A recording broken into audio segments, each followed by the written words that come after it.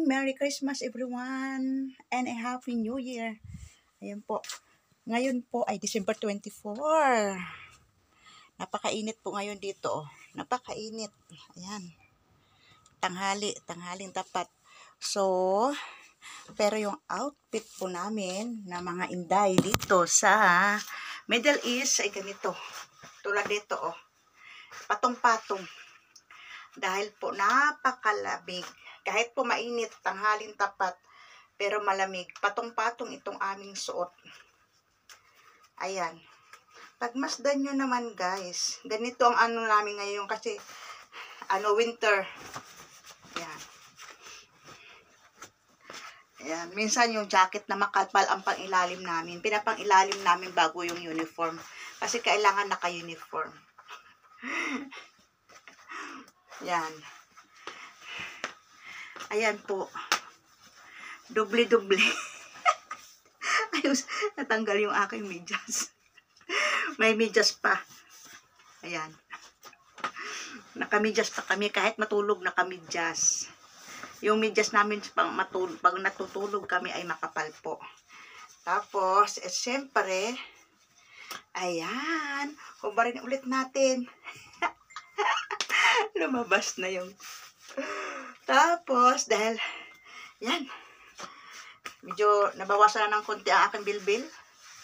Yan, siguro mga 1 month pa impis na ito, yung mga bilbil na to.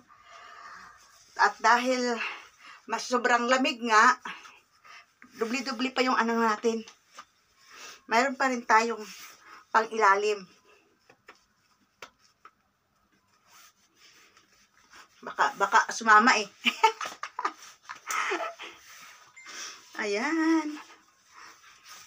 Wag mo na. Wag mo. Baka umus-us ba? Mahila. Ayan. At dahil sobrang lamig. Ayan. Ayan.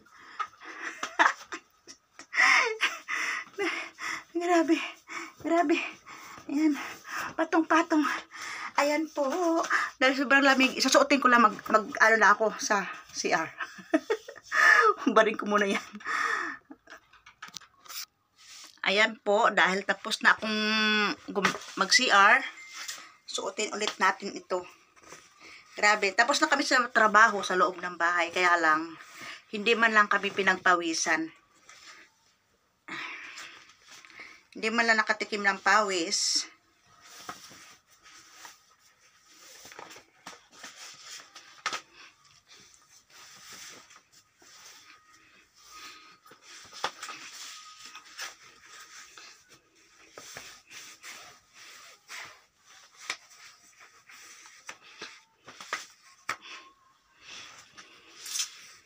Itong aming katawan dahil sobrang lamig po ngayon talaga.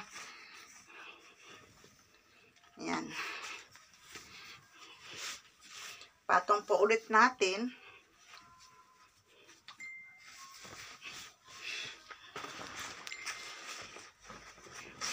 Ayan. Suotin na natin ang ating pambansang damit.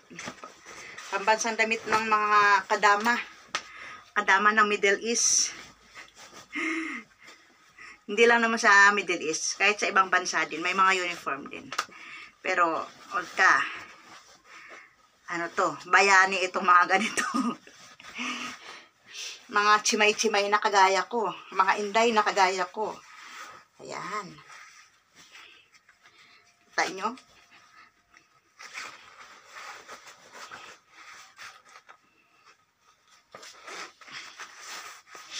Then, patungan pa natin ito. Yan, mahaba na yan, no?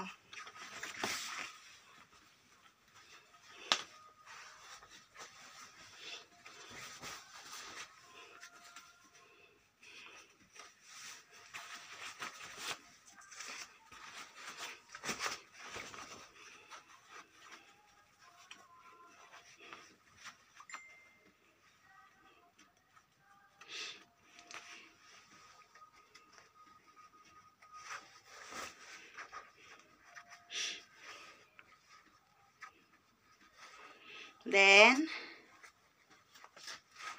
suot tayo ng medyas. So, tayo na medyas.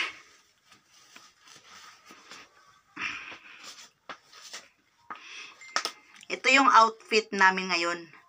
Dahil winter. Patong-patong ang damit. Maproteksyonan lang ang lamig. Ayan. Ito na. Parang baliw lang eh, no? Merry Christmas po ulit. And Happy New Year, guys.